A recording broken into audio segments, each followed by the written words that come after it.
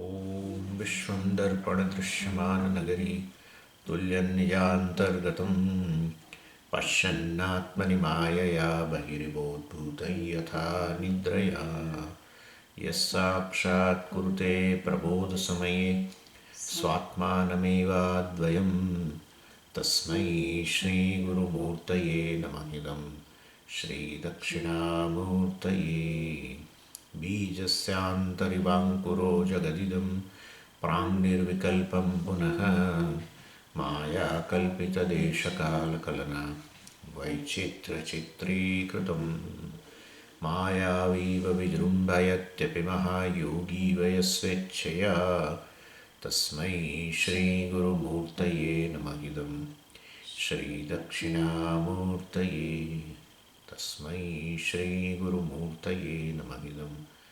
श्रीदक्षिणामूर्तये ॐ सहना भवतु सहनौ भुनक्तु सह वीर्यङ्करवावहै तेजस्विनावधीतमस्तु मा विद्विषावहै ॐ शान्तिः शान्तिः शान्तिः सदाशिवसमारम्भां शङ्कराचार्यमध्यमाम् अस्मदाचार्यपर्यन्तां वन्दे गुरुपरम्पराम् ॐ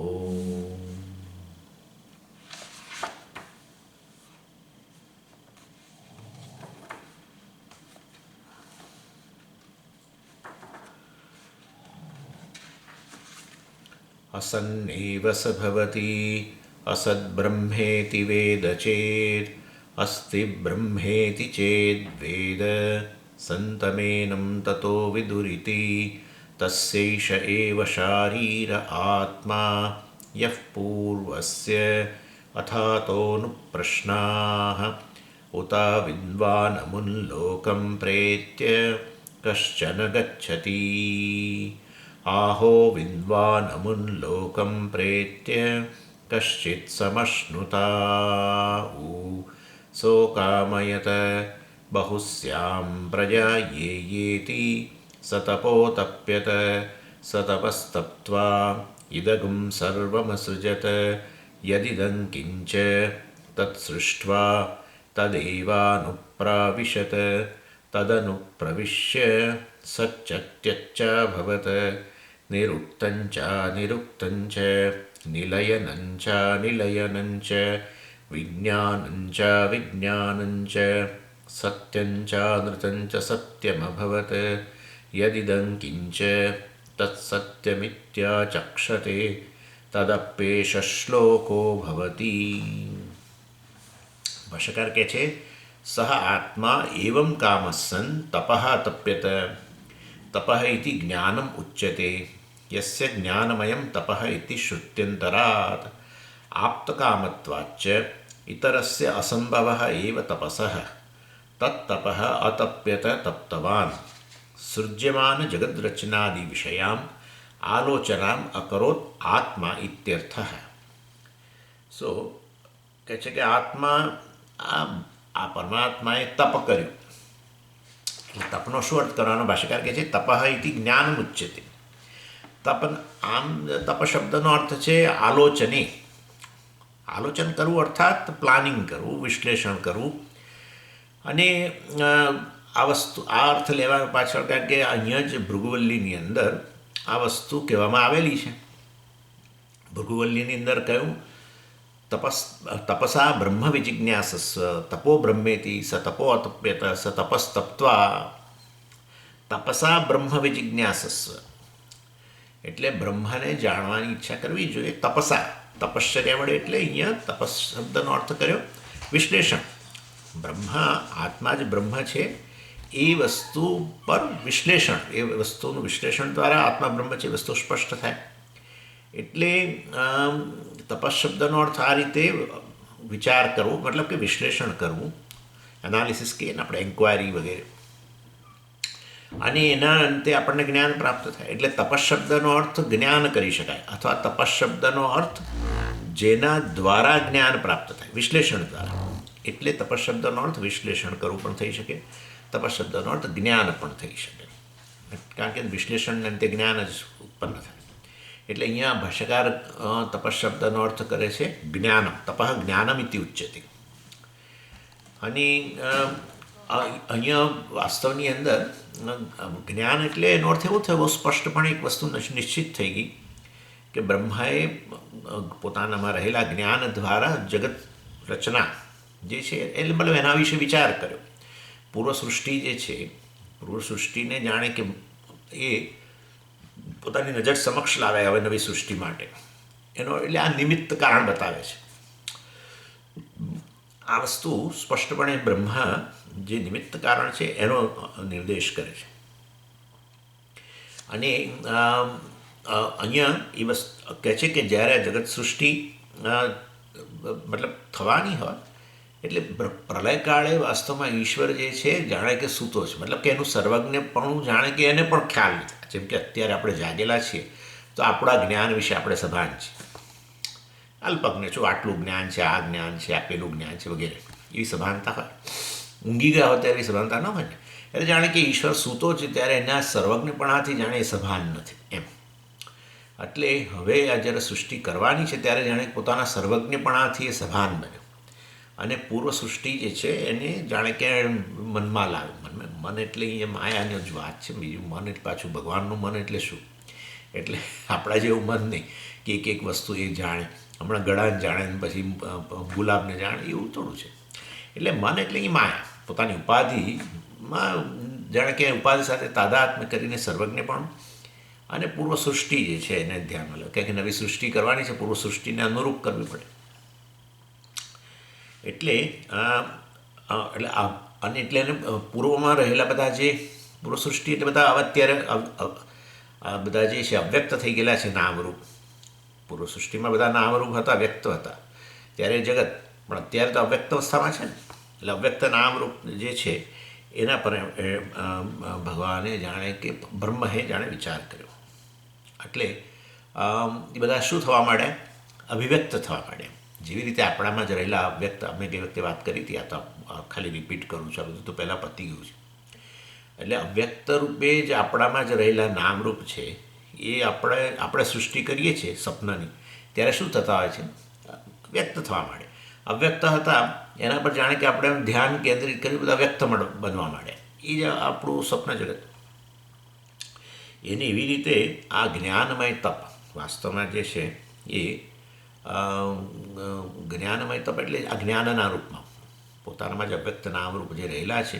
આ જેમ કે આપણી સૃષ્ટિ જે છે સપન સૃષ્ટિ આપણું જ્ઞાન જ છે ને. જે અવ્યક્ત નામરૂપ છે એ વ્યક્ત થવું, અવ્યક્ત નામરૂપ એ જ્ઞાન જ છે. એ જ વસ્તુ વ્યક્ત બને છે.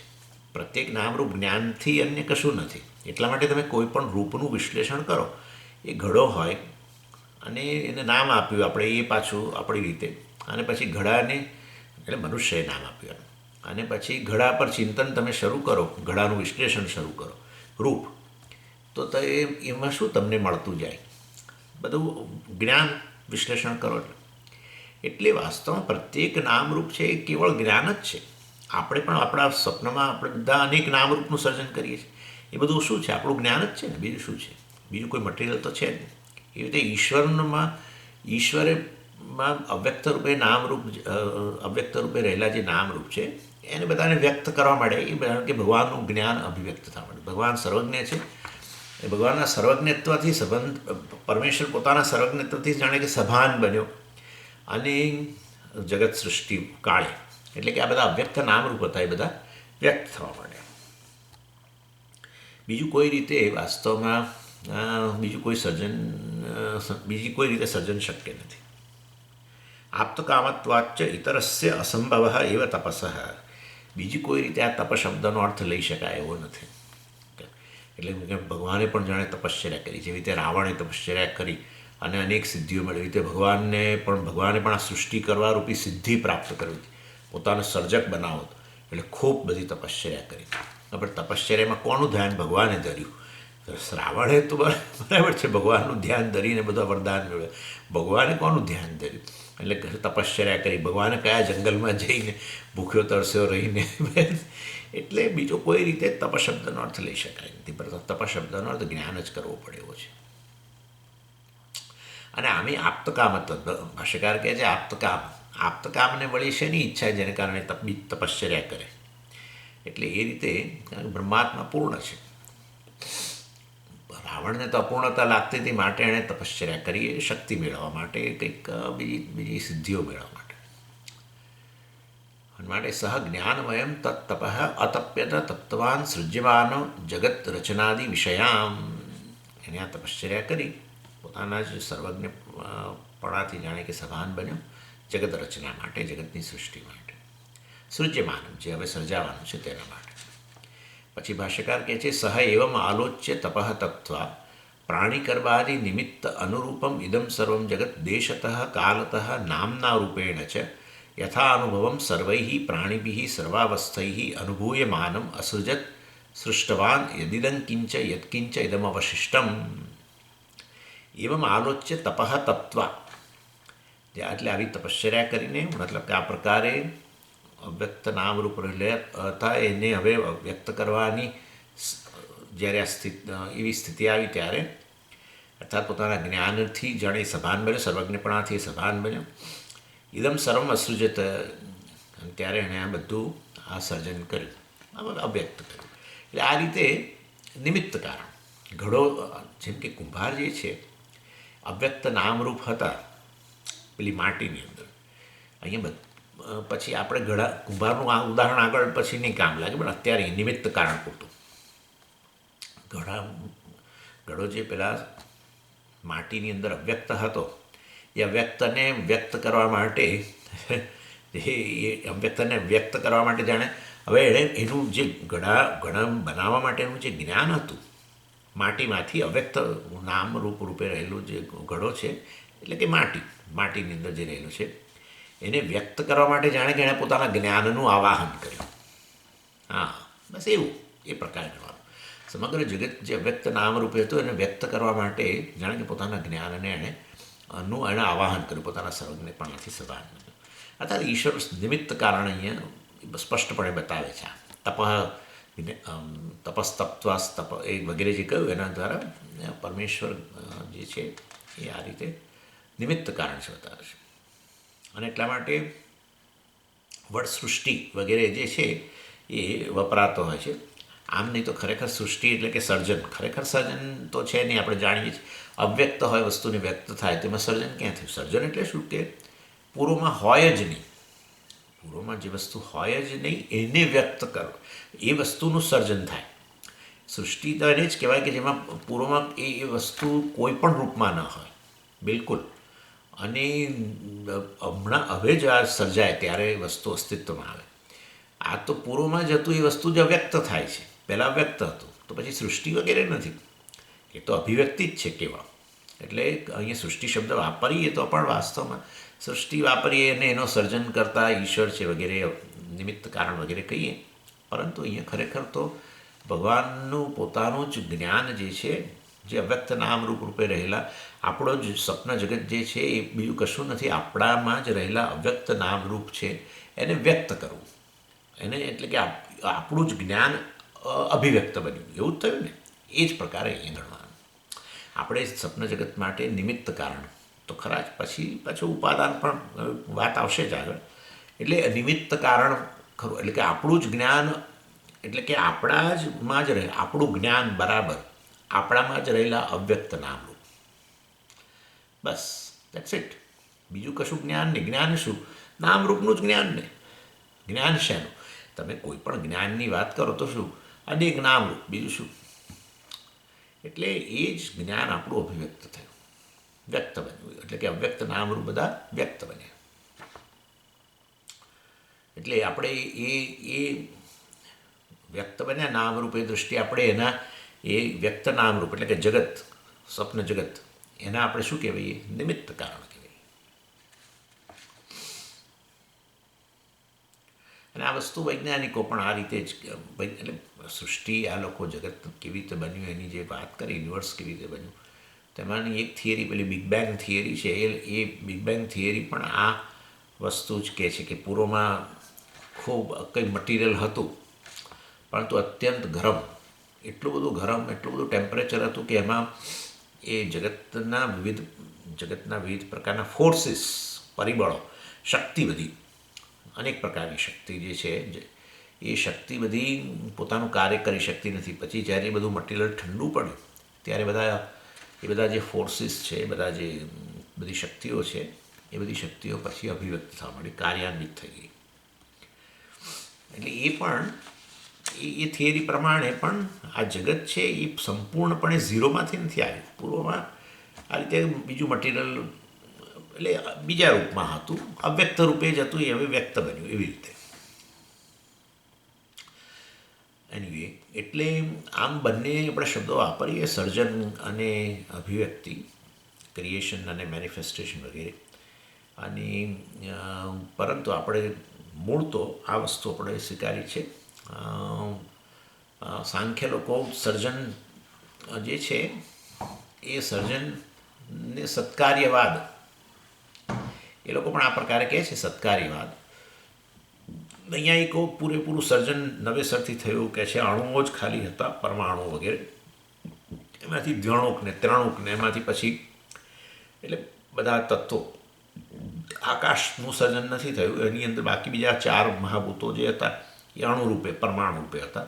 અને એમાંથી પછી બધા દ્વણુક, 2 અણુઓ જોડાવા, અને પછી બે વાળા છે પાછા એ 3 ભેગા થઈને ત્રણુક બને, ને પછી એમાંથી આગળ એમ કરતાં પછી સ્થૂળ મહાભૂતો બને. એ રીતે સર્જન ખરેખર નવેસરથી થયું એવું એ લોકો કહે છે.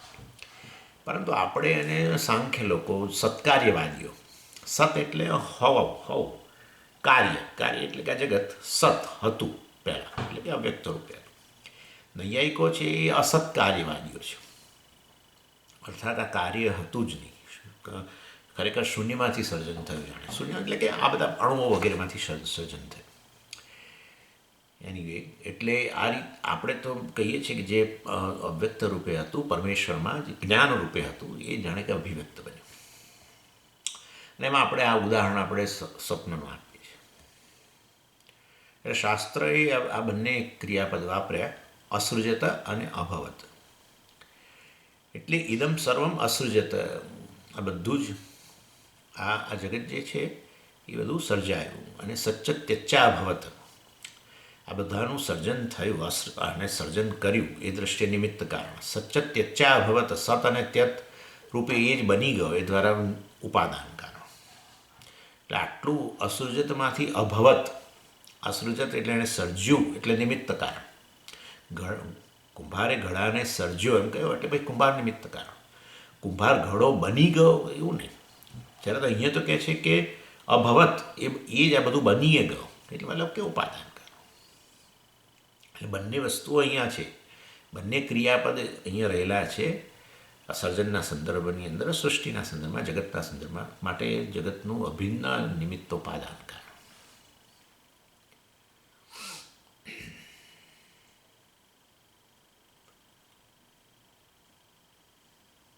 અને એ દ્રષ્ટિએ તમે જુઓ તો ખરેખર જો સત્યમ બ્રહ્મ જ વાસ્તવમાં આ રીતે બંને કારણ હોય તો પછી ખરેખર કોઈ જગત નથી. કારણ કે જે સર્જાયું છે એ મિથ્યા છે. કારણ કે એ જ એણે સર્જન કર્યું ને એ જ બધું બની ગયું. હવે એણે સર્જન કર્યું એટલે તો ચેતન તો ખરો જ નક્કી, એટલું તો. કારણ કે જ્ઞાન હોવું બરાબર ને, પછી ઈચ્છા હોવી, આ બધું ચેતનનો નિર્દેશ કરે છે. કુંભારે સર્જન કર્યું તો કુંભાર ચેતન તો ખરો જ. કુંભારે ઈચ્છા, ઘડાને બનાવવાની ઈચ્છા કરી, પછી ઘડાનું જ્ઞાન હોવું, અને પછી એનું સર્જન કરવું, ત્યારે કુંભાર ચેતન છે તો નક્કી થઈ જ ગયું. એવી રીતે ભગવાને સર્જન કર્યું, બ્રહ્માએ સર્જન કર્યું, બ્રહ્મ ચેતન, એ તો બરાબર. પછી બધું બની ગયો તો પછી બની ગયો તો બધું તો જડ છે વસ્તુઓ, દ્રવ્ય, બધા ભૂતો. તો પછી શું? એટલે ખરેખર ચેતનમાંથી જડ થઈ ગયું ને? એવું ના થાય. ચેતન જડ ના થાય. કુંભાર ઘડાનું સર્જન કરે તો કુંભાર પછી માટી બની જાય. આવું તો કોઈ દિવસ સાંભળ્યું નથી. જે સર્જન કરે એ ચેતન તો ચેતન જ રહે ને. તો ચેતન રહીને સર્જન બધું બની જાય તો પછી ખરેખર સર્જન મિથ્યા હોવું જોઈએ. સાચે સાચ સર્જન ન હોય. સાચે સાચ સર્જન એટલે ચેતન પેલો બની ગયો, જડ બની ગયો, એવું તો શક્ય ન બને. એવું શક્ય ન બને તો ચેતન રહીને જ બધું બની ગયો તો કેવી રીતે બને? તો કે આ જડ વસ્તુ જે છે એ તો મિથ્યા છે, કેવળ અધ્યારોપ છે.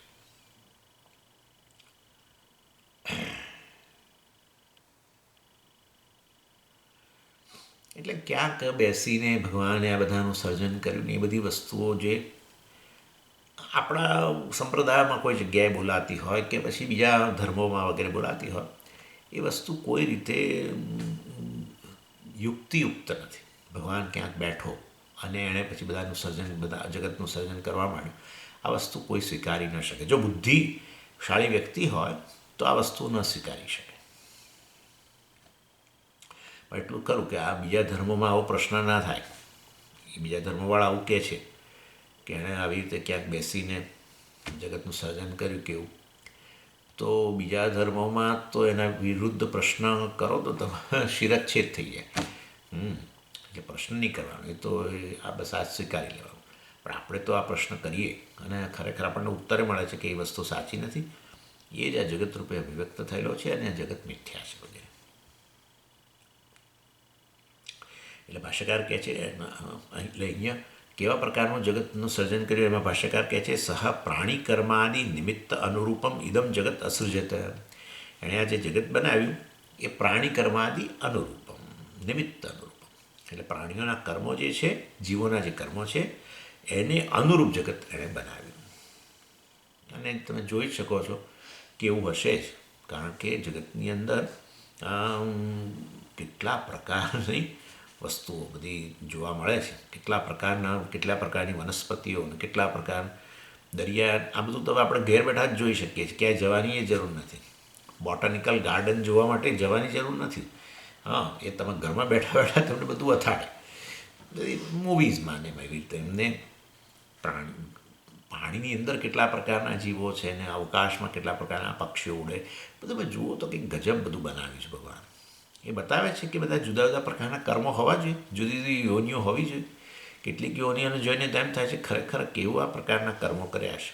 હવે ગરોળીને જુઓ કે આ પેલા કરોળિયાને જુઓ કે પેલો શું આપણું કાન ખજૂરોને, કે આપણને થાય કે આ ખરું કેવા પ્રકારના કર્મો કરે. ઇવન આ વનસ્પતિ જગત તમે જુઓ તો પણ તમને થાય કે કેવું, મતલબ કે લાગે જ કે પાપ યોની જ હોવી જોઈએ. કારણ કે મતલબ કે અનેક તમે ઊભા રહેવું આવી રીતે ઠંડી, ગરમી, વરસાદ, બરફ ને તોફાનો બધા થાય, વાવાઝોડા, બધામાં ઊભા જ રહેવાનું. ક્યાંય જઈને છુપાઈ ના શકે, પોતાનું રક્ષણ ના કરી શકે. અને ઘણીવાર વૃક્ષો આખા બોળા થઈ જાય બિચારા, બધા પાન બાન બધું નીકળી જાય, ડાળીઓ તૂટી જાય, બધું થઈ જાય. એક ખાલી થડ રહી જાય. થડે ઘણીવાર તો બહુ લાંબુ ઊંચું થડ હોય તો ઉપરનો ભાગ એ કપાઈ જાય. એટલે જાણે કે પોતાના અંગોનો આટલો વિચ્છેદ થઈ ગયો, પણ એને બચાવવા માટેની પણ એમની પાસે કોઈ ગુંજાઈશ નહીં. ઊભા જ રહેવાનું ગમે એ સિઝન હોય. આપણે તો તડકો સહેજ લાગે તો અંદર છાયામાં જતા રહીને એર કન્ડિશનર ચાલુ કરી દઈએ. વિચારવા જેવી વસ્તુ છે કે આનો અર્થ બતાવે છે કે જુદા જુદા પ્રકારના કર્મો હોવા જોઈએ. આ બધી આટલી યોનિઓ જે છે, આટલી યોનિઓનું સર્જન થયું જગતમાં, તો શેના આધારે ઈશ્વરે આ સર્જન કર્યું? તો પછી કંઈ કે ના, પ્રાણીઓના કર્મોને અનુરૂપ એને સર્જન કર્યું. એટલે જગત, એટલે આ ભાષાકાર શબ્દ વાપરે છે વૈચિત્રમ જગત, વિચિત્ર જગત. વિચિત્ર એટલે અનેક પ્રકારનું. વિચિત્રનો અર્થ અહીંયા બીજું નહીં ગણો. આપણે ગુજરાતીમાં ઘણી વાર વિચિત્રનો અર્થ આમ બેહુદું કે એવો પણ કરતા હોય છે, એવું નહીં. વિચિત્ર એટલે અનેક પ્રકાર. અને જીવોના કર્મો, એટલે જીવોના કર્મો પાછા કયા પ્રકારના? એટલે કે છે વ્યષ્ટિ અને સમષ્ટિ બંને ગણવાના. વ્યષ્ટિ કર્મોને આધારે તમને શરીર મળવું, જે તે જીવને જે તે શરીર મળવું, સૃષ્ટિ બંને. કારણ શરીર તો હોય જ, એટલે તો જીવ કહે છે. ચૈતન્ય જ કારણ શરીરથી યુક્ત એને જીવ કહેવાય. પરંતુ પોતાના કર્મોને આધારે, વ્યષ્ટિ કર્મોને આધારે સ્થૂળ અને સૂક્ષ્મ શરીર મળવા. અને સમષ્ટિ કર્મ, કારણ કે પછી શરીર મળ્યું પછી જગતનો અનુભવ કરવો પડશે, જગત જોઈશે ને. તો જગતનો અનુભવ કરવા માટે હવે જગત કયા કર્મોમાંથી બનાવવું? પછી શરીર તો મળ્યું બરાબર છે, પણ શરીર થકી બધા સુખ દુઃખનો અનુભવ કરવાનો છે ને કર્મોના આધારે. તો પાછું વિષયો જોઈશે. તો હવે વિષયો પાછું કોના કર્મોને આધારે બનાવવા? એટલે કે છે બધા જીવોના સમષ્ટિ કર્મમાંથી જગત બન્યું, સમષ્ટિ બનાવી. અને જીવોના વ્યષ્ટિ કર્મમાંથી વ્યષ્ટિ શરીરો, અને પછી એ બંને વચ્ચેના સંપર્કથી સુખ દુઃખ વગેરે. એટલે આ સૃષ્ટિ માટે જે કારણ છે પ્રાણીઓના કર્મ, અને એના માટે જે ઇન્ફ્રાસ્ટ્રક્ચર જેને આપણે કહીએ એ મતલબ કે પ્રકારની રચના કે જેને આધારે અનુભવ કરી શકે, એમની અંદર બધું આવી ગયું. એક તો આપણો અનુભવ માટે શરીર જોઈએ, અનુભવના વિષયો જોઈએ, અને એ પછી એ અનુભવ કરવા માટે પાછા આપણે સાધનો જોઈએ. અનુભવ જ્યાં રહીને થાય એવું શરીર જોઈએ, અનુભવના વિષયો જોઈએ, અનુભવ કરવા માટે સાધનો બધા જોઈએ, આંખ નાક કાન વગેરે. એટલે આ બધા સાધનો બનાવવા, આ બધું જ વસ્તુઓ, અને પછી બીજું એન્વાયરમેન્ટ ઓવરઓલ, આમ સમય, દેશ, કાળ અને બધી પરિસ્થિતિઓ, જુદી જુદી પરિસ્થિતિઓ આવે ને પ્રાણી આપણે કર્મનો અનુભવ કરવા માટે, એવું. એનીવે, એટલે આ બધું ભગવાને આ કર્મોને આધારે થયું, ઇન શોર્ટ. અને પછી કહે છે જગત યથા અનુભવ, આ જગત સૃષ્ટિ જે છે એ એ આ પ્રત્યેકને અનુભવ થાય પ્રકારે એવું જગત છે. અર્થાત મનુષ્ય તરીકે મને અમુક વિષયોનો અનુભવ થાય, કેટલાક વિષયોનો અનુભવ ના થાય. હા, હવે કેટલી વસ્તુઓ છે એ વસ્તુઓ એવી હોય કે જેને આપણી ઇન્દ્રિયો પકડી ના શકે. એટલે આ જગત એવું છે કે જેની અંદર જે તે યોનિને જે તે પ્રકારનો અનુભવ થાય ને એના કર્મનો ભોગ કરી શકે પ્રારબ્ધને અનુસાર, એ પ્રકારે જગત બનાવ્યું. એટલે પ્રત્યેક યોનિને આપણને ખબર નથી કે કૂતરાનું જગત કેવું હશે. ખરેખર આપણે એમ કે આપણે જેમ બધું જોઈએ છે ને એ રીતે એ જ બધું જોઈએ એવું નથી હોતું. કાન ખજૂરો માટે જગત જુદું, એટલે આનું આ જગત પણ એને જુદા રૂપમાં અનુભવ થાય એમ. એટલે હવે આપણને ખબર નથી કે આ વૃક્ષ કેવી રીતે અનુભવ કરતું હશે જગતનો. વૃક્ષ આમ અહીંયા તમે વૃક્ષ નીચેથી ચાલતો જાઓ તો વૃક્ષને કે એવું ના હોય કે અહીંયા મુક્તાત્મા ગયા, હમણાં પેલા સ્વામી અહીંથી ગયો, એવું કશું ના હોય. તમે સમજો આનું આ જ જગત છે, પરંતુ તમે જે યોનિમાં હોવ એ યોનિને અનુરૂપ તમને અનુભવ થાય. આ સ્વામીજી કંઈ સમજાતું નથી. અરે શું માં સમજવા, નહીં સમજાવવા જેવી વસ્તુ જ ક્યાં છે. દાખલા તરીકે તમે સ્વપ્ન શરીર ધારણ કરો છો આ શરીર છોડીને, તો તમે સ્વપ્ન જગતનો અનુભવ કરો છો, અને સ્વપ્ન જગતમાં એવો અનુભવ કરો છો જેને તમે કોઈ દિવસ અહીંયા જોયું જ નથી, કદી નથી જોયું, અને કદાચ જોશોય નહીં કદી.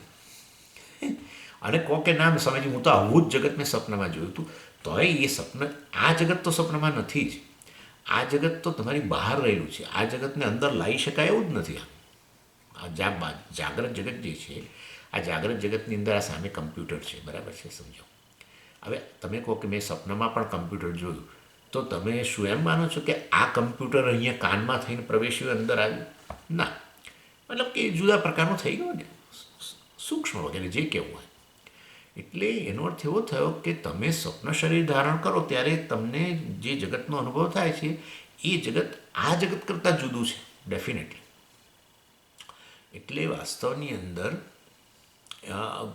જે તે યોનિ, જે તે શરીર મતલબ ધારણ કરો એને અનુરૂપ તમને જગતનો અનુભવ થાય. એટલે ભગવાને એવું જગત બનાવવું પડે કે બધી યોનિઓ, બધા શરીરો તો આપવા જુદા જુદા જીવોને એમના કર્મને અનુરૂપ, પણ પાછું એવું જગત આપવું પડે કે જેમાં પ્રત્યેક શરીરધારી જીવને પોતાને અનુભવ થયા જગતનો. હા, એટલે તમે વિચાર કરો આ કયા પ્રકારે બનાવવું આ વસ્તુ. મનુષ્ય તો જે સર્જન કરે સામાન્ય રીતે મનુષ્યને ઉપયોગી કરે, મનુષ્ય જેનો અનુભવ કરી શકે એનું કરે ને. મનુષ્ય શેનું સર્જન કરે? મનુષ્યને અનુરૂપ, મનુષ્યને અનુભવ થાય એને અનુરૂપ કરે, એનો પર્પસ સર્વ થાય એના માટે કરે. પરંતુ એવો મનુષ્ય કીડીને અનુભવ થાય એવું જગતનું સર્જન ન કરી શકે, કારણ કે કીડીને કયા પ્રકારનો અનુભવ થાય છે એ વસ્તુ આપણને ખબર નથી. પણ સમજીએ કે કીડી આપણે કશું બનાવી કશું અને કીડીને આપીએ તો કીડી ખાય છે, માટે કીડીને અનુભવ તો થયો, બરાબર છે, પણ કીડીને કયા રૂપમાં અનુભવ થયો એ વસ્તુ આપણને નથી ખબર હજુ. એના માટે તો કીડી બનવું પડે, પણ કીડી બન્યા પછી બોલી ના શકીએ પાછું. હા, અત્યારે તમે મને ઇન્ટરવ્યૂ લઈને પૂછી શકો કે સ્વામીજી તમને કેવો અનુભવ થયો એમ કે આ જગતનો, તો ભાઈ કહીએ. પરંતુ કીડીને કેવો અનુભવ થયો એ કીડી થકી બોલી ના શકો. એની એટલે તમે સમજો. અને કીડીને શરીરમાંથી નીકળી ગયા પછી પણ એ વસ્તુને તમે કંઈ કહી ના શકો. એટલે આ આચાર્ય બહુ સુંદર કહ્યું, યથા અનુભવમ, એ દરેકને પોતાને અનુભવ થાય એ પ્રકારે સર્વૈ પ્રાણીભિ સર્વાવસ્થૈ અનુભૂયમાનમ.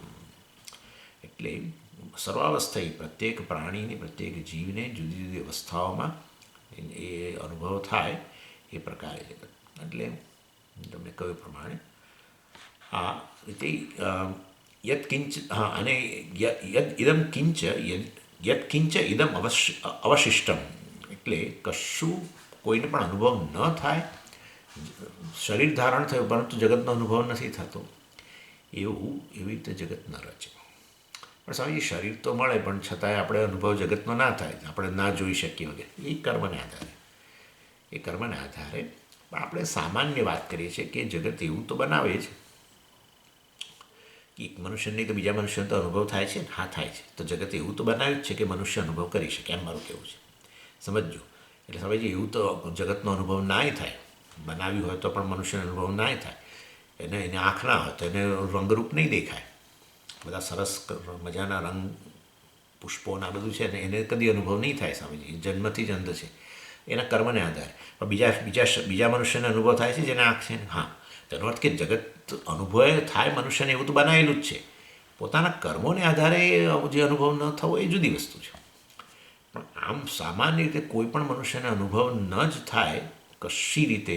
શરીર મળી ગયું પણ જગતનો અનુભવ કોઈને કશું થાય જ નહીં, એવું તો ના બને. એટલે આ રીતે વાસ્તવમાં બહુ સરસ યથા અનુભવમ, પોતાના દરેક યોનિને અનુભવ થાય જે તે પ્રકારના જગતનો, એ રીતનું જગત છે. તદિદમ જગત સૃષ્ટા કિમ અકરોત ઉચ્યતે તદૈવ સૃષ્ટમ જગત અનુપ્રાવિશત ઇતિ. સૃષ્ટા કિમ અકરોત, આનું સર્જન કરીને પછી એણે શું કર્યું? હોલિડે પર એટલે રજા પર નથી જતો રહ્યો. તદૈવ સૃષ્ટમ જગત અનુપ્રાવિશત, એ આ જગતની અંદર એણે પ્રવેશ કર્યો. અહીંયા તદ શબ્દ 3 વાર આવે છે. તદિદમ જગત સૃષ્ટા, તદ અનુપ્રાવિશત વગેરે વગેરે, અને સચ્ચત્યચ્ચા અભવત વગેરે. એટલે આ રીતે તદેવ અનુપ્રાવિશત, તદ સૃષ્ટવા, તદેવ અનુપ્રાવિશત વગેરે વગેરે, તદ અનુપ્રવિશ્ય, એમ કરીને તદ શબ્દ 3 વાર આવ્યો. અર્થ એક જ છે, જગત. તત્નો અર્થ છે જગત. તદ સૃષ્ટવા એટલે જગતનું સર્જન કરીને, તદેવ અનુપ્રાવિશત એ જગતમાં એણે પ્રવેશ કર્યો. અને તદ અનુપ્રવિશ્ય સચ્ચત્યચ્ચા અભવત, અને આ જગતમાં પ્રવેશ કરીને એ જાણે કે બધું બની ગયો. સત એટલે બધું રૂપ ધરાવતી વસ્તુ, ફોર્મફુલ.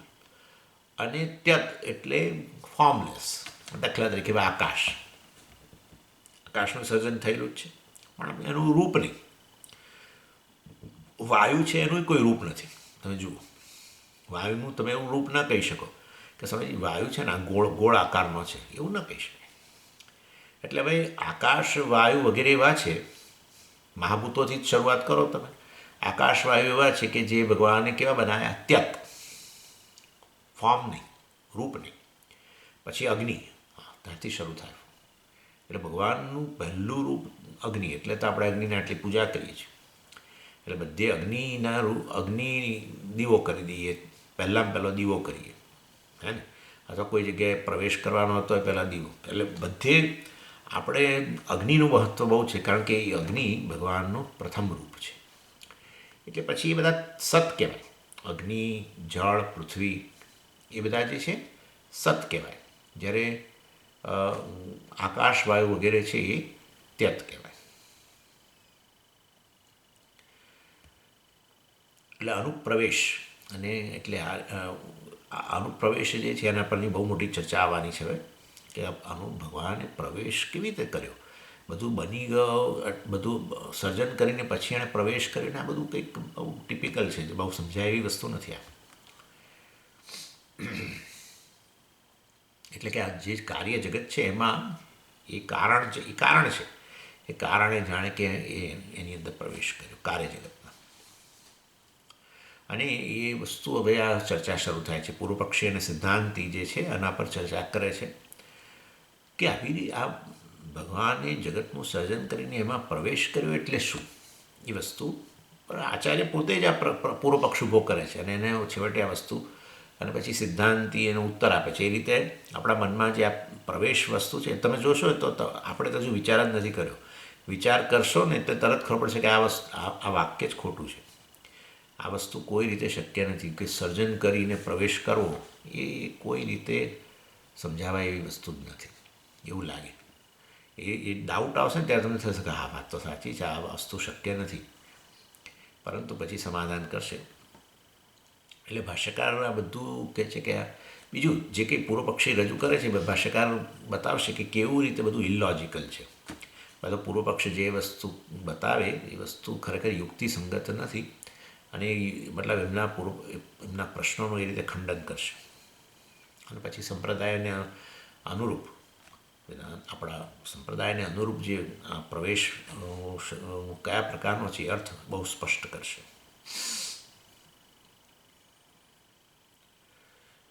ચાલો, એટલે હવે આ પ્રવેશ વાક્ય વિચાર જે છે બરાબર તમારે તૈયાર રહેવું પડશે. હવે આમાં ઘણું બધું ચિંતન છે એની અંદર. શું કહે છે ભાષ્યકાર? જુઓ, તત્ર એતત ચિંત્યમ કથમ અનુપ્રાવિશત ઇતિ. તત એતત ચિંત્યમ, આ વસ્તુ આપણે ચિંત્યમ એના પર વિચાર કરવો જોઈએ, એનું વિશ્લેષણ કરવું જોઈએ. આ વાક્ય કથમ અનુપ્રાવિશત, અહીંયા કહ્યું કે તદ સૃષ્ટવા તદેવ અનુપ્રાવિશત. તદ સૃષ્ટવા, તદ એટલે જગત, જગતનું સર્જન કરીને તદ એવ અનુપ્રાવિશત, એ જગતનું સર્જન કરીને એ જગતમાં એણે પ્રવેશ કર્યો. કથમ, આવું કેવી રીતે હોય એમ આચાર્ય કહે છે. આ આપણે જાણીએ છીએ કે ભાઈ કોઈકે ઘર બનાવ્યું અને પછી ઘરમાં ગૃહ પ્રવેશ કહીએ ને આપણે, એ કર્યો બરાબર છે.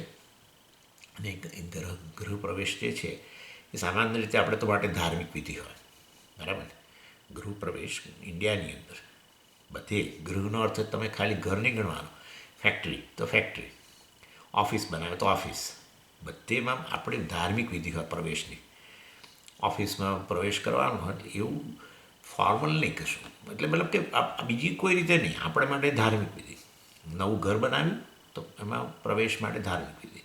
ઓફિસ હોય, ફેક્ટરી હોય, કંઈ પણ હોય, બધે એમાં આપણે દુકાન બનાવો તો દુકાનમાં પ્રવેશ, એની ધાર્મિક વિધિ.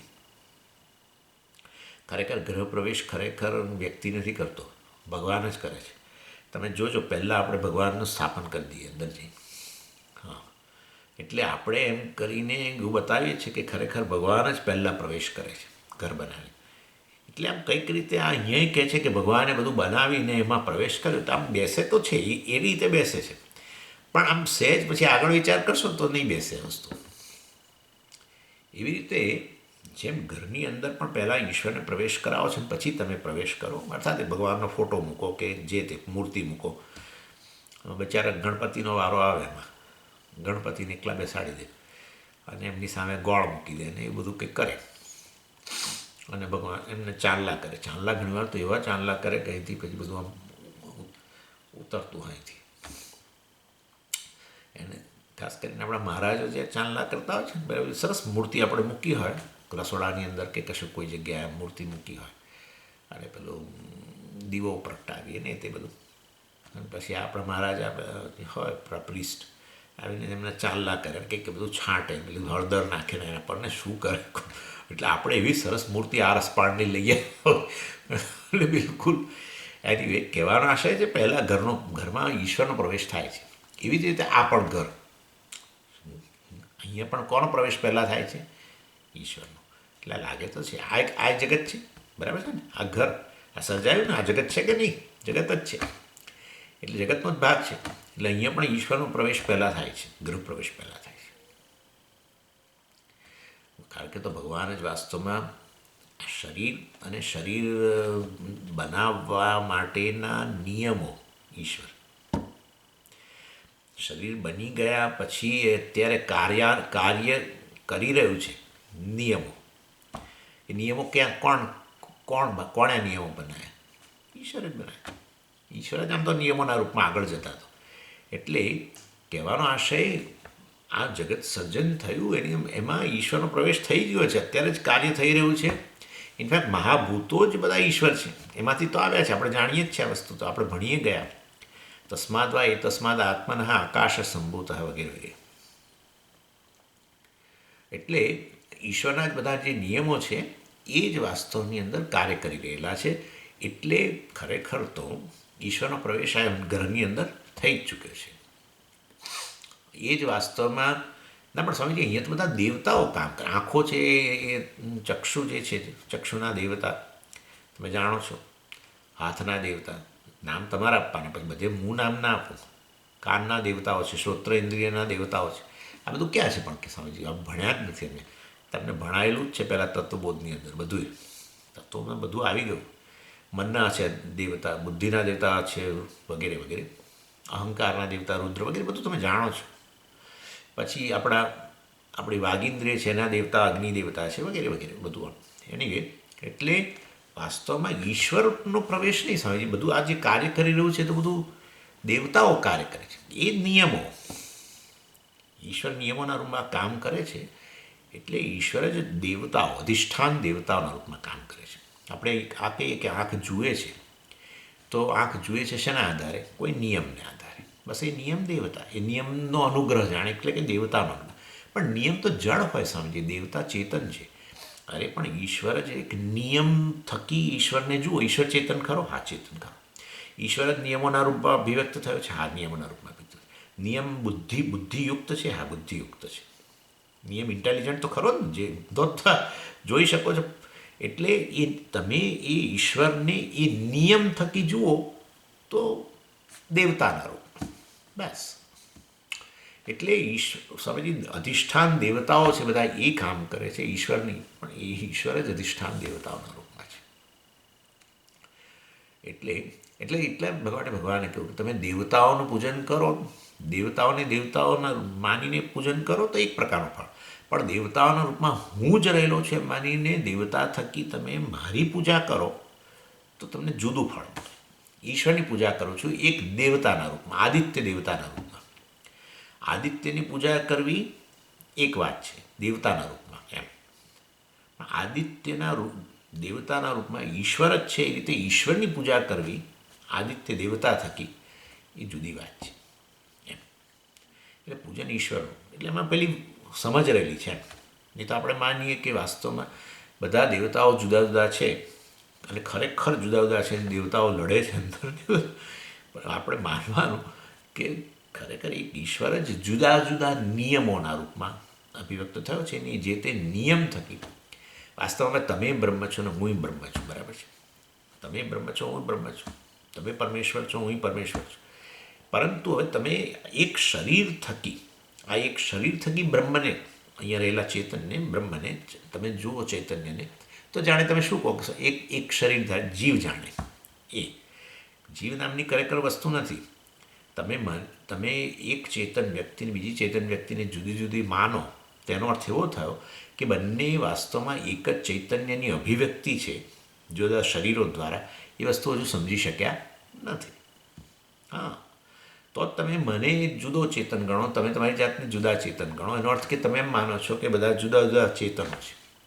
એક જ ચૈતન્ય જુદા જુદા શરીરો થકી અભિવ્યક્ત થયો, માટે એક જ ચૈતન્યની જ આ બધા શરીરો થકી અભિવ્યક્તિ થયેલી છે. માટે આ બધા જીવો, મતલબ ઇન શોર્ટ, વાસ્તવમાં ખરેખર પ્રત્યેક જીવ બ્રહ્મ જ છે. આ રીતે વાસ્તવમાં એ વસ્તુને સમજવી જોઈએ. તો એ વાસ્તવિક સમજ છે. જીવને સત્ય માની લેવો કે આ ચેતન એક વ્યક્તિ જ છે ને આટલો જ છે, તો પછી એ સમજ કાચી પડે છે.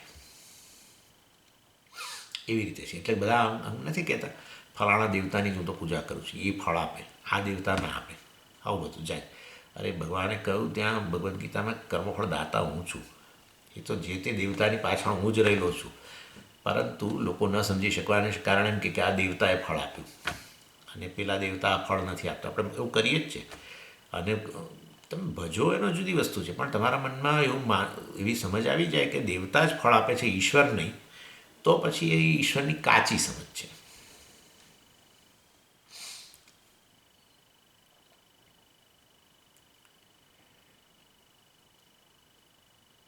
એટલે અહીંયા જે અધિષ્ઠાન દેવતાઓ જે છે જુદા પ્રકારના કાર્ય કરી રહ્યા છે. એટલે તમને ખબર છે પ્રાણના પણ બધા દેવતાઓ છે, પ્રાણપાન વ્યાન ઉદાન સમાન બધા. એટલે ખરેખર તમે જુઓ ને તો એક વ્યક્તિ અને ઈશ્વર વચ્ચે અંતર જ નથી. ખરેખર એવું થઈ ગયું ને. અહીંયા બધી જ વસ્તુ, મહાભૂતો પણ ઈશ્વર, એ મહાભૂતોમાંથી બનેલું આ એક શરીર, એ નિયમ, મહાભૂતોમાંથી શરીર બનવું, બરાબર, એમાં પણ એ નિયમ પણ ઈશ્વર. અથવા તો સમજીએ તો કર્મને આધારે જરૂર, પણ એ કર્મફળ રૂપે આ શરીર પ્રાપ્ત થવું એ પણ ઈશ્વર, મહાભૂતો પણ ઈશ્વર. અને હવે આ શરીર પ્રાપ્ત થયા પછી આ શરીર કાર્ય કરી રહ્યું છે, જુદા જુદા નિયમો, પ્રાણ, પાન, જ્ઞાન, મન, ચક્ષુ બધું જ કામ કરી રહ્યું છે ઇન્ટેલિજન્ટલી, એ પણ વાસ્તવમાં ઈશ્વરના જ નિયમો. એટલે જાણે કે ઈશ્વર અને વ્યક્તિ વચ્ચે કોઈ અંતર જ નથી હવે આમ ખરેખર તો. આનું નામ ભક્તિ. જ્યારે તમે ઈશ્વરની સતત હાજરી અનુભવો, અહીંયા જ આંખ જોઈ રહી છે કારણ કે ઈશ્વર કાર્ય કરી રહ્યો છે, અથવા તો આંખ જુએ છે, ઈશ્વર હાજર છે, કાન સાંભળી રહ્યા છે, ઈશ્વર હાજર છે, આ શબ્દો બોલાઈ રહ્યા છે, ઈશ્વર હાજર છે. ઓકે, કંઈક અંતર જ નથી, આમ નિયમોના રૂપમાં જ રહેલો છે. નિયમોનો એટલે ઘણીવાર નિયમોનો સ્વામી થકી અને નિયંતા શબ્દ વાપરો તમે, અથવા નિયમોના રૂપમાં. આમ તો તમે જાણો છો બધું ઈશ્વર જ છે, એટલે કશું, એટલે કહેવાતી આ એક જીવ વ્યક્તિ અને ઈશ્વર વચ્ચે અંતર નથી એવી પ્રકારની સભાનતા, મારી અને ઈશ્વર વચ્ચે અંતર નથી એવી સભાનતા, અથવા સતત ઈશ્વર હાજર જ છે. અહીંયા જ્યારે આ બધું કાર્ય થઈ રહ્યું છે ત્યારે ઈશ્વર સતત હાજર જ છે, એ પ્રકારની સભાનતા ધરાવનારને ભક્ત કહેવાય. જોડાયો ઈશ્વર, ભક્ત એટલે કોણ? જે ઈશ્વર સાથે જોડાયો, ઈશ્વર સાથે જોડાયો, અથવા ઈશ્વરને સતત જોઈ રહેલો, ઈશ્વરના સતત સાનિધ્યનો અનુભવ કરતો. તો આ વસ્તુ છે, નહીં કે કોઈ જગ્યાએ બેઠેલો અને મનમાં કલ્પના કરે કે ના, મને વૈકુંઠમાં બેઠા જ ભગવાન મને સતત મારા મનમાં રહે છે. એ જુદી વસ્તુ છે, એનો વાંધો નથી. પરંતુ ખરા અર્થમાં તો આ છે કે તમે જેવો વિચાર કરો તમારા પર, તમે તરત ઈશ્વર જ યાદ આવે. અહીંયા જે કંઈ તમે છો એ વિચાર કરતાની સાથે થાય કે તમે ઈશ્વરથી અભિન્ન જ છો, સતત એની સાથે જોડાયેલા જ છો. આવી સભાનતા હોય તો ધીરે ધીરે છે પછી પેલું વ્યક્તિ પણ ઓછું થતું જાય. એક વ્યક્તિ છું, સ્વતંત્ર વ્યક્તિ છું, એ વ્યક્તિ પણ ઓછું થતું જાય, કારણ કે તમે સતત જ્યાં પણ નજર કરો અહીંયા ત્યાં ઈશ્વરનો સન્નિધિનો અનુભવ થાય. એટલે સતત આ પ્રકારે સમષ્ટિનો અનુભવ થાય. નિયમ સમષ્ટિ છે, તમારી આંખે જુએ છે, સાપની આંખે જુએ છે અને મોરની આંખે જુએ છે. વાસ્તવમાં આંખ જોવાનું કાર્ય કરે છે, એટલે નિયમ એક જ છે ને બધાની પાસે. હા, એટલે આપણે કહીએ કે આંખ જુએ છે, કોઈની પણ આંખ જોતી હોય એની પાછળ ફલાણા દેવતા રહેલા છે, એટલે નિયમ. એટલે એ સમષ્ટિ થઈ ગયો ને. એ નિયમ કેવો છે? વ્યષ્ટિ નિયમ નથી. અહીંયા મારી જ આંખ જુએ છે એક નિયમને આધારે, એ નિયમ જુદો, અને તમારી આંખ જુએ છે જગતને, એ નિયમ જુદો, એવું નથી. એક જ નિયમ કામ કરે છે. એટલે દેવતાઓ સમષ્ટિ છે એમ કહીએ આપણે, ખરેખર ઈશ્વર સમષ્ટિ છે, બરાબર ને? એટલે આ રીતે સમષ્ટિ આવે એટલે ઈશ્વર આવી ગયો. હા, એટલે આ રીતે જીવ વાસ્તવમાં વ્યષ્ટિ સમષ્ટિનો સતત અનુભવ કરે, પરમેશ્વરનો અનુભવ કરે. આ રીતે તો એ આપણે એને ભક્ત કહીએ. એટલા માટે જ કહીએ છીએ કે આ તમે સતત એક વ્યક્તિ તરીકે તમારો અનુભવ કરો ને તો પછી તમારા જીવનમાં તમને એકલતા લાગે. આપણે એકદમ સહાય નથી, આપણને કોઈને આમ નથી તેમ નથી બધું લાગે. જે પેલું બાળક હોય એકલું રૂમની અંદર હોય અને કેવી એને પેલી અસહાયતા લાગે, રડવા માંડે. પણ જો માની હાજરી આમ દેખાય, ભલે એની જોડે ના હોય, માં પોતાનું કામ કરતી હોય પણ રૂમની અંદર ફરતી હોય, તમે જોજો એ આમ આમ કરીને નજર નાખતો રહેશે. જે ઘડીએ માં રૂમની બહાર ગઈને રડવાનું શરૂ કરે, એવી સ્થિતિ છે. એટલે આપણે પણ સતત આ રીતે આપણી માં ઈશ્વરનો સતત અનુભવ કરીએ તો આપણે રડીએ નહીં. જો એટલે આપણે સહાયમાં કોઈ છે નહીં એવું જ્યારે આપણને લાગે, ખરેખર ઈશ્વર આપણે ઈશ્વરના ખોળામાં જ બેઠેલા છીએ, પણ આપણને એ વસ્તુ પેલી આપણે ઈશ્વરનો એ રીતે આપણે એની સમજ આપણી છે નહીં, અને હોય તો આપણે એ વસ્તુને મનમાં લાવતા નથી, અને એને કારણે આપણે એમ અસહાયતા લાગે પેલા બાળકની જેમ આપણને. એટલે ભક્તને અસહાયતા નહીં લાગે. તમે જોજો, ભક્તના જીવનમાં તકલીફો તો આવે જ, પણ એને અસહાયતા ન લાગે. અને જ્યારે ભક્ત ન હોય એવી વ્યક્તિઓને અસહાયતા લાગે. જીવનની બધી પરિસ્થિતિઓની અંદર બહુ અસહાયતા લાગે. આપણે તો સહાય છે, આપણે તરત કહીએ સહાય છે મને, તો હું તો એના ખોળામાં જ બેઠો છું, એટલે મને તો મારું તો રક્ષણ થઈ જ રહ્યું છે, મને સહાય મળી જ રહી છે. તો પછી તમારી સ્થિતિ, મનની સ્થિતિ બદલાઈ જાય. એટલે આ રીતે ભક્તોના મનની સ્થિતિ જુદી રહેતી હતી. શારીરિક રીતે એમને અનેક કષ્ટ બધા આવતા, પણ માનસિક રીતે એ લોકો કારણ કે આવી અસહાયતા ન લાગે એવું. બાળકની સ્થિતિ તો કેવી છે, માનસિક સ્થિતિ પણ અસહાયતા લાગે, શારીરિક રીતે અસહાય ખરું છે. ચાલો આ રીતે એટલે કહેવાનો આશય છે વ્યષ્ટિ અને સમષ્ટિ વચ્ચે કોઈ અંતર નથી. એટલે એની એટલે જ્યારે આપણે ઘર બનાવીએ, ગૃહ પ્રવેશ વાસ્તવની અંદર, ત્યારે ભગવાનને પહેલો પ્રવેશ કરાવીએ જ છે. અને એ વસ્તુ આ ઉપનિષદમાં જ રહેલી છે. આ રીતે મતલબ વેદમાં જ કહેવાય છે કે આ બધું કાર્ય, પેલું આપણું કાર્ય જે ઘર બનાવ્યું, આપણું સર્જન કર્યું એનું, અને પછી એમાં ભગવાન પ્રવેશ કરાવ્યો. એવી રીતે અહીંયા પણ ભગવાને આ બધું બનાવ્યું અને જાણે કે પ્રવેશ કર્યો. પણ વાસ્તવની અંદર એટલું સરળ નથી આ સમજવું, અને એની ચર્ચા આપણે કરીશું. કારણ કે હા, ચાલો એટલે હવે આવતા મંગળવારે એની ચર્ચા કરીશું. ઓમ પૂર્ણમદ પૂર્ણમિદમ પૂર્ણાત પૂર્ણમુદચ્યતે પૂર્ણસ્ય પૂર્ણમાદાય પૂર્ણમેવાવશિષ્યતે. ઓમ શાંતિ શાંતિ શાંતિ. હરિ ઓમ શ્રી ગુરુભ્યો નમઃ. હરિ ઓમ.